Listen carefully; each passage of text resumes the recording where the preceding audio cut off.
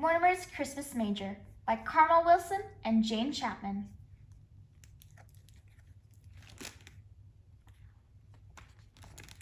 In a big house lived a wee mouse named Mortimer.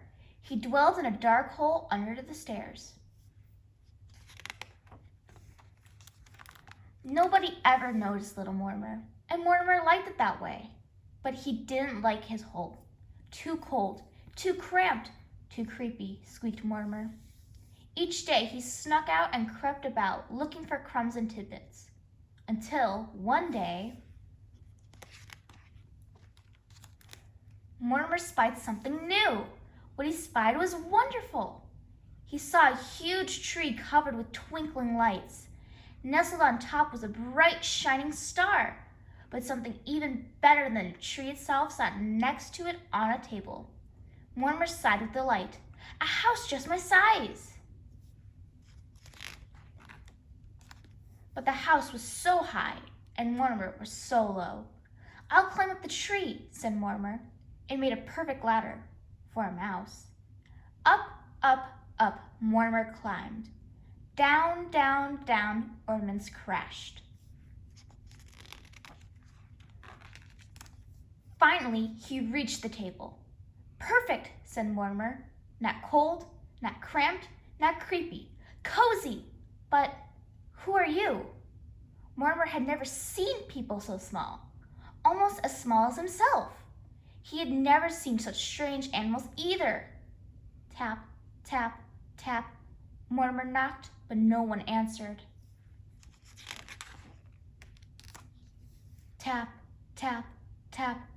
No one moved an inch. I see, Mortimer squeaked. You aren't real, only statues. And so Mortimer lugged, and Mortimer tugged. One by one, he dragged the statues out. When he reached the smallest statue, he saw it was a baby in a wooden bed just Mortimer's size. There's no room for you here, Mortimer said. Out you go. Then into bed crawled Mortimer. He fell fast asleep in the soft, warm hay. The next day, as Mortimer crept about, he found good things to eat. Cookie crumbs, fruitcake morsels, and spicy peppermint candy. But when Mortimer scampered back up to his new home, the statues were set up again. No, no, no, squeaked Mortimer. This won't do. There's no room for me. And so, Mortimer lugged and Mortimer tugged until all the statues were out. And stay out, he said. Then into bed crawled Mortimer. He fell fast asleep in the soft, warm hay.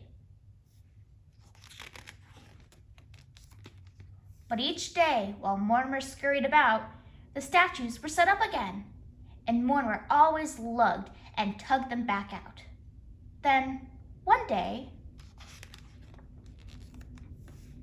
Mortimer set out and saw the big people gathered around the tree. He couldn't go out there, so he hid among the statues. A man started talking. Mortimer listened, and what he heard was wonderful. Since it is Christmas Eve, I shall tell the Christmas story, said the man. A long time ago, in a little town called Bethlehem, Mortimer heard about people named Joseph and Mary and a bright shining star. He heard about shepherds watching their flocks by night and traveling wise men. The man continued, and there was no room for them in the inn.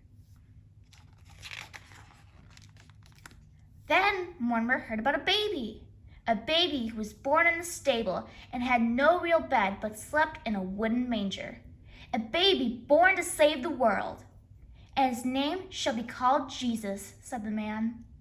Mortimer looked at the bright shining star in the tree. He looked at his new home and his new bed. He looked at the statues. Last of all, he looked at the baby. I see, sighed Mortimer. You aren't just any statue. You are a statue of Jesus. Mortimer sniffed. Mortimer snuffled. A tear rolled down his furry cheek. There was no room for you in the inn, but I know where there is room, he said. And so Mortimer lugged and Mortimer tugged. Soon he dragged all the statues back to where they belonged. And last of all, he laid the baby in the manger. This belongs to you, he said. Mortimer smiled. You look warm and cozy now. There was no place for Mortimer to go except back to the cold, cramped, creepy hole. As Mortimer scuttled down the tree, he said a prayer. Jesus, you were born to save the world. Perhaps you could also bring me a home? And then Mortimer spied something wonderful. What he spied was wonderful. Mortimer sighed with delight. A house just my size. There were no statues in sight. And so Mortimer moved right in. Thank you, Jesus, said Mortimer. You've made room for me too.